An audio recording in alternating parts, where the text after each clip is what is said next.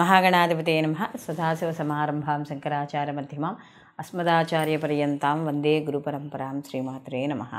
ప్రేక్షకులందరికీ స్వాగతం. రవి కుజుల యొక్క కలయిక అంటే ఒకే రాశిలోకి రవి కుజులు ఇద్దరూ కూడా సంచారం చేయడం అనేది జరుగుతోంది. ఇది మనకి ఏదైతే ఫిబ్రవరి 5వ తారీఖు వరకు కుజుడు మనకి ధనుస్సు రాశిలో ఉండి తదనంతరం మకరంలోకి ఈయన ప్రవేశించడం అనేది జరుగుతుంది. ఈ మకరంలో ప్రవేశించడం అనేది కుజుడికి ఆ యొక్క స్థితి ఏదైతే ఉందో, ఆ యొక్క స్థానం ఏదైతే ఉందో అది ఉచ్చస్థితిగా చెప్పవచ్చు. అయితే కుజుడికి అక్కడ శనికి ఇద్దరూ కూడా శత్రువులు, మిత్రక్షేత్రం అయితే ఏమీ కాదు. ఇదే సమయంలో అక్కడ ఆల్రెడీ రవి సంచరిస్తూనే ఉన్నాడు మకరంలో. అయితే ఇక్కడ రవి కుజులు ఇద్దరూ కూడా మనకి మకర రాశిలో సంచారం చేయడం అనేది జరుగుతోంది. సహజంగా రవి కుజులు ఇద్దరూ కూడా మిత్రులైన కుజుడికి ఉచ్చక్షేత్రం అయినా కూడా మనకి అక్కడ చూసుకున్నప్పుడు రవి కుజులు ఇద్దరికీ కూడా మనకి ఒకే నక్షత్రంలో ఏమీ ఇద్దరూ సంచారం చేయడం అనేది జరగట్ల, విడివిడిగానే ఉన్నారు మనకి. కానీ ఒకే రాశిలో అంటే వాళ్ళకి ఇప్పుడు కుజుడు వేరే నక్షత్రంలో సంచారం చేస్తుంటే రవి వేరే నక్షత్రంలో సంచారం చేయడం అనేది జరుగుతుంది. కానీ ఇద్దరూ ఒకే నక్షత్రం మీద అయితే సంచారం అనేది జరగట్లేదు, కానీ ఒకే రాశిలో ఉన్నారు, శత్రుక్షేత్రంలో ఉన్నారు. కాబట్టి కాస్త ఫలితాలు ఎలా ఉంటాయనేది తెలుసుకునే ముందర అసలు కారకత్వాలు కానీ చూసుకుంటే రవి ఆత్మకారకుడు, అంటే తండ్రికి సంబంధించిన వాడు. అలాగే రవి గవర్నమెంట్ ఉద్యోగస్తులు, రాజకీయాలు, ఎక్కువగా విల్ పవర్ అంటే ఏదైనా ఒక క్రమబద్ధీకరణ, ఒక పని చేయాలన్నప్పుడు ఒక రకమైన ఏదో రకంగానే ఆ పనిని సమయానికి చేసుకోవడం. అలాగే అహంకారం, మామూలుగా మనం చూసుకున్నప్పుడు కూడా జ్యోతిష శాస్త్రంలో రవిని రాజుగా చెప్పడం అనేది జరుగుతుంది. అలాగే ఇక్కడ కుజుడు కానీ చూసుకున్నప్పుడు సైన్యాధ్యక్షుడు, అంటే రవి ఏదైతే ఆర్డర్ వేస్తాడో దాన్ని కుజుడు ఇంప్లిమెంట్ చేస్తాడు. కాబట్టి సహజంగా ఈ యొక్క కుజుడు సైన్యాధ్యక్షుడు కాబట్టి ఎక్కువగా కోపము, క్రోధము, అలాగే యుద్ధానికి సంసిద్ధమైన వాడిలా ఎప్పుడు ఉండడము, ఇలాంటివన్నీ కూడా కనబడుతూ ఉంటాయి. అలాగే ఈ రెండూ కూడా మనం చూసుకున్నప్పుడు ఈ యొక్క రవి కుజులు ఇద్దరూ కూడా అగ్నితత్వానికి సంబంధించిన వాళ్ళు. అంటే ఇద్దరూ కూడా చాలా వేడిగా, అంటే అగ్నితత్వానికి సంబంధించినప్పుడు ఎలా ఉంటారంటే ఎప్పుడు కూడా ఒక అహంకారం, ఒక దర్పము ఇలా ఉండడం అనేది జరుగుతుంది. అలాంటి గ్రహాలు రెండు కూడా ఇక్కడ మనకి ఏమవుతున్నాయి అంటే ఈ యొక్క మకర రాశిలో సంచారం అనేది జరుగుతుంది. కాబట్టి మనకి ఈ సహజంగా ఈ రవి కుజులు ఇద్దరూ కూడా కలిసినప్పుడు ఎలా ఉంటుంది అంటే కుజుడు భూకారకుడు, అలాగే రవి అగ్నితత్వానికి సంబంధించిన వాడు, గవర్నమెంట్, రాజకీయాలు ఇలాంటివి. కాబట్టి ఎక్కువగా యుద్ధాలు, యాక్సిడెంట్లు, అగ్ని ప్రమాదాలు లేదా భూకంపాలు ఇలాంటివన్నీ కూడా జరిగే అవకాశం అనేది ఎక్కువగా కనపడుతుంది. అంటే అలాంటి ఛాయలు కాస్త ఎక్కువగా కనిపిస్తాయి. కాబట్టి ఈ సమయంలో అంటే ఈ కుజురవులు ఇద్దరు ఏదైతే ఉన్నారో ఈ నిడివి ఈ 8 రోజులు, అంటే ఇంచుమించు మనకి ఈ ఫిబ్రవరి 6వ తారీఖు నుండి మనకి ఫిబ్రవరి 14వ తారీఖు వరకు ఈ యొక్క వీళ్ళు ఏదైతే నిడివి ఉందో ఈ సమయంలో ఎటువంటి ఫలితాలు ఉంటాయి ఈ యొక్క ద్వాదశ రాశుల వారికి అనే విషయాన్ని తెలుసుకుందాం. కుంభరాశి వాళ్ళకి కానీ చూసుకుంటున్నప్పుడు వ్యయస్థానంలో రవి కుజుల యొక్క కలయిక. అందులో నిజం చెప్పాలంటే ఈ యొక్క రవి కుజుల యొక్క కలయిక వ్యయస్థానంలో జరిగినప్పుడు కొంత వ్యతిరేక ఫలితాలు ఉండడం అనేది జరుగుతుంది. సహజంగానే వీళ్ళకి ఏలినాటి శని యొక్క ప్రభావం అనేది నడుస్తుంది. అందులో జన్మలో వీళ్ళకి శని భగవానుడి యొక్క సంచారము ఇదంతా కొంత వ్యతిరేక ఫలితాలను ఇవ్వడం అనేది కూడా జరుగుతుంది. అందులో వ్యయస్థానాధిపతి కూడా శని అయ్యాడు. అందులో 2 ఇక్కడ మనకి శత్రు గ్రహాలు అనేవి ఇక్కడ కలయిక అనేది జరుగుతోంది. అయితే ఇక్కడ ఎప్పుడైతే ఈ రవి కుజుల యొక్క కలయిక జరిగిందో వ్యయస్థానంలో కాస్త ఆరోగ్యపరంగా కాస్త ఖర్చులు అధికంగా ఉండడము ఇలాంటివి ఎక్కువగా కనపడుతూ ఉంటాయి. అయితే ఇక్కడ వ్యయస్థానంలో గ్రహాలు 2 పాపగ్రహాలు ఉన్నాయి కాబట్టి కాస్త వీళ్ళు ఏదైనా భూములు కొనుగోలు అమ్మకాలు చేసేటప్పుడు కానీ, ఏదైనా కాంట్రాక్టులు చేసుకునేటప్పుడు కానీ ఇలాంటి విషయాల్లో కాస్త జాగ్రత్త అనేది వహించాలి.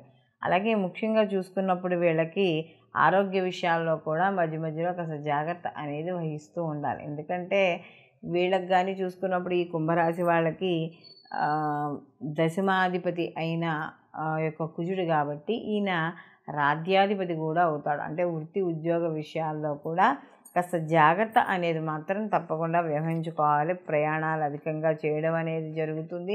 ప్రయాణాల్లో కూడా అలసటలు అనేవి కనబడతాయి. అయితే కాస్త అప్పుడప్పుడు బంధువులతోనూ మిత్రులతోనూ చిన్న చిన్న మనస్పర్ధలు అవి వచ్చే అవకాశం అనేది ఉంది. కాబట్టి ఇలాంటి విషయాల్లో జాగ్రత్త వహించండి. కాస్త వృత్తి ఉద్యోగ వ్యాపారపరంగా ప్రయాణాలు అనేవి చేస్తారు.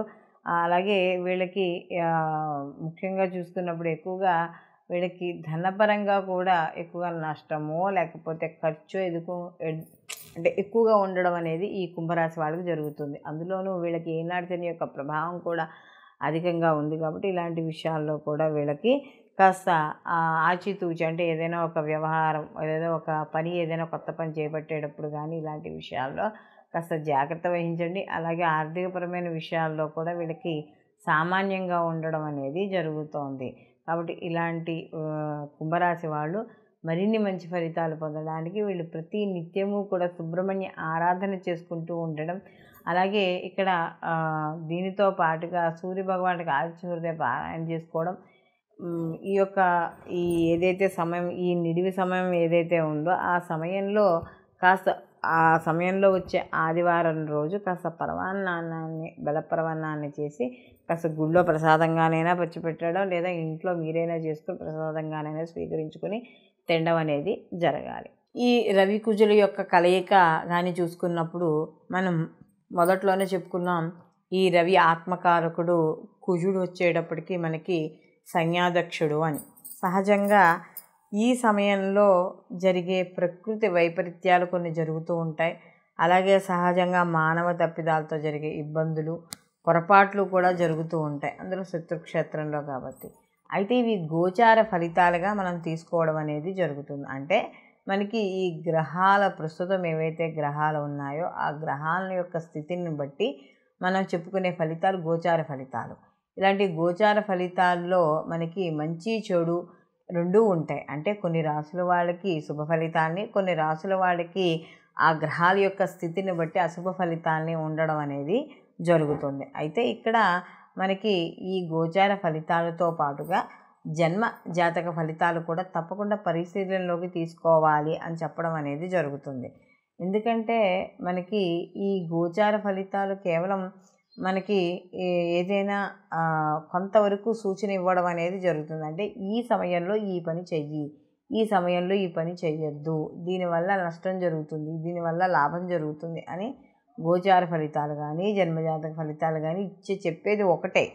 అయితే ఇక్కడ గోచార ఫలితాలతో పాటుగా జన్మజాతక ఫలితాలు అనేవి తప్పనిసరిగా పరిశీలనలోకి తీసుకోవాలి. ఎందుకంటే ఇక్కడ మనకి ప్రభావం అనేది గోచారంతో పాటుగా జన్మజాతక ఫలితాల్లో కూడా ఉంటుంది. అంటే వాళ్ళకి జరిగే మహర్దశలు కావచ్చు, అంతర్దశలు కావచ్చు, ప్రత్యంతర్దశలు కావచ్చు, ఈ వీటితో పాటుగా కొంత కర్మ ఫలితం కూడా మన మీద ఉండడం అనేది జరుగుతుంది. కాబట్టి ఇక్కడ ఈ మనకి ఇప్పుడు మనం చెప్పుకునే రవి కుజుల యొక్క కలయిక వల్ల అనేది కొన్ని రాశుల వాళ్ళకి శుభ ఫలితాలు, కొన్ని రాశుల వాళ్ళకి మిశ్రమ ఫలితాలు, కొన్ని రాశుల వాళ్ళకి అశుభ ఫలితాలు ఉండడం అనేది జరిగింది. కాబట్టి వీళ్ళందరూ కూడా అంటే కామన్గా చూస్తున్నప్పుడు ఈ రవి అనేది మనకి ఆరోగ్య ప్రదాత.